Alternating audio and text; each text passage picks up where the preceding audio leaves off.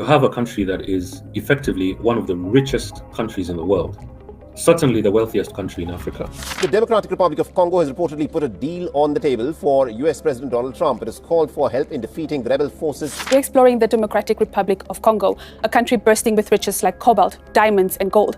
But that wealth comes at a devastating price. Your iPhone depends on one country you've probably never thought about. So does your Tesla. The green energy revolution. That country is the Democratic Republic of Congo. Here's why this matters to you, whoever you are.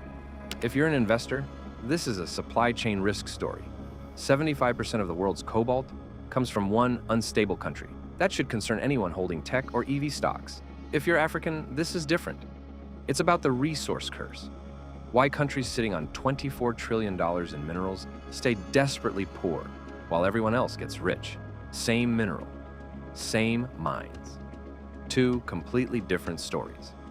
But here's what makes this fascinating. These stories are actually connected. Understanding both is the only way to see what's really happening and what happens next. Every iPhone has 8 grams of cobalt.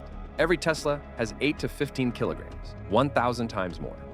75% of global cobalt comes from Congo. No Congo, no batteries.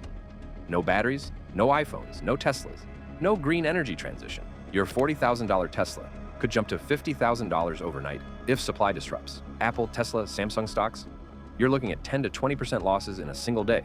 Cobalt prices are $52,790 per ton, but they've whipsawed between $36,000 and $52,000 this year alone. 44% volatility in a critical input for a $993 billion EV market, heading to $3 trillion by 2030. This is what single-point supply chain failure looks like. China saw this coming 15 years ago. While the West slept, Chinese firms poured $10 billion into Congo's cobalt. Today, they control 80% of Congo's cobalt production. China molybdenum alone controls 57% and just dropped another $1.08 billion to expand. But China doesn't just mine. They refine 75% of the world's supply in Chinese factories. Raw ore from Congo, 200,000 tons annually, ships to Chinese refineries, gets processed into battery-grade chemicals, then flows to Panasonic for Tesla, Samsung for Galaxy phones, CATL for Apple. Tesla lost $1 billion in supply chain disruptions last year. Apple's margins get squeezed every time tensions rise. You're holding stocks with built-in geopolitical risk. You can't diversify away. Think about what happens if US-China tensions escalate. Your tech holdings could crater before you react. Armed groups control parts of eastern Congo. M23 rebels, backed by Rwanda according to UN reports, hold mineral-rich territory. They don't directly threaten southern cobalt mines. But here's the scheme. Congolese minerals cross into Rwanda, get repackaged with clean paperwork, become Rwandan exports. Rwanda exported $1.75 billion in minerals in 2024. Their actual mining capacity? A fraction of that. Over $1 billion annually is smuggled from Congo. Apple spent $50 million on supply chain audits in 2024. Intel spent $2 billion.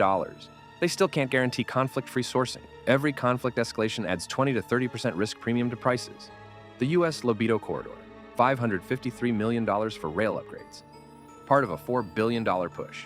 China has a 15-year head start, with $15 billion more in cumulative investments. They own the infrastructure, the relationships, the refining capacity. What about alternatives? Australia and Canada produce just 1 to 2% of global cobalt. Labor costs are 25 times higher. Reserves are smaller, they can't scale. Companies are adapting. Tesla hedges with forward contracts. Apple recycled nearly 100% of cobalt last year. Samsung invested in alternatives. But here's the truth. Diversification is failing. Nothing matches Congo's scale. You're stuck with a single point of failure in a $1 trillion supply chain. That's the investor's story. Dependency, concentration, geopolitical exposure, and no good alternatives. If Congo has $24 trillion in minerals, why is it desperately poor? That's the central question of African economics. And the answer explains everything about why resource-rich African countries stay poor while everyone else gets rich. Here's the math that should anger you. Congo produces 75% of global cobalt, worth billions annually. The Congolese government captures 10 to 15% of the total value. Where does the rest go? Raw cobalt ore from Congo, $20,000 per ton. Refined in China, $52,000 per ton. Battery grade, $65,000 per ton. Finished batteries and products, $100,000 plus per ton equivalent. Congo captures the $20,000. China captures the $32,000 refining margin. Tech companies capture everything downstream. When Botswana discovered diamonds in 1967, they were one of the world's poorest countries.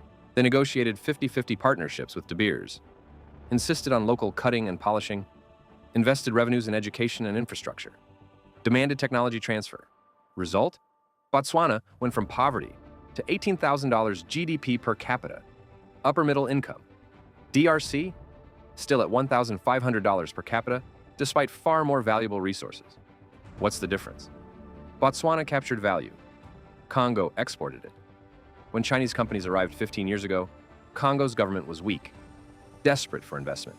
China offered billions when no one else would. Congo had no negotiating power, no alternatives, no leverage. They signed deals, giving away 80 to 90% of value. And when cobalt prices crashed from $95,000 per ton in 2018 to $25,000 in 2020, Congo's budget collapsed. Schools closed, infrastructure stopped.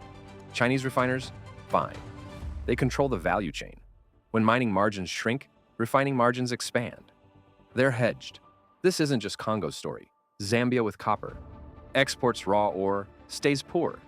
Zimbabwe with lithium ships unprocessed minerals, no value capture. Tanzania with gold gave away 84% of revenue until recently. Nigeria with oil, massive reserves, but imports refined petroleum. Here's the 5-point strategy that works, the Botswana model. Point 1, local value add. Require 30 to 40% processing in country. This triples government revenue overnight. Chile did this with copper. Today they capture $40 billion annually, far more than raw exports would generate. For Congo, processing just 30% of cobalt locally increases revenue from $2 billion to $6 billion annually. Point 2, technology transfer. Make it a contract requirement. Train our engineers, transfer the knowledge. In 20 years, you run operations yourselves. Point 3, sovereign wealth funds. Lock away 20% of resource revenues. Norway did this with oil, saved $1.4 trillion. When prices crashed, their economy barely noticed. Congo needs this cushion. Next time cobalt prices crash, and they will, you maintain schools and hospitals. Point 4, economic diversification. Don't bet everything on one commodity. Use resource revenues to build other sectors. Point 5, regional cooperation. DRC has cobalt. Zambia has copper. Zimbabwe has lithium. South Africa has manufacturing expertise. If you cooperate, you have negotiating power. So here's the complete picture. If you're an investor, you're exposed to single-point supply chain failure. China controls 80%. Conflicts add volatility. No good alternatives at scale exist yet. Protect yourself, hedge with recycling plays, alternative battery tech, or calculated bets on Western miners. Understand, you can't fully diversify away from Congo yet. If you're African, you have the resources, but capture 10 to 15% of value. The path forward is clear. Renegotiate for local processing. Demand technology transfer. Build sovereign wealth funds. Diversify economies. Cooperate regionally.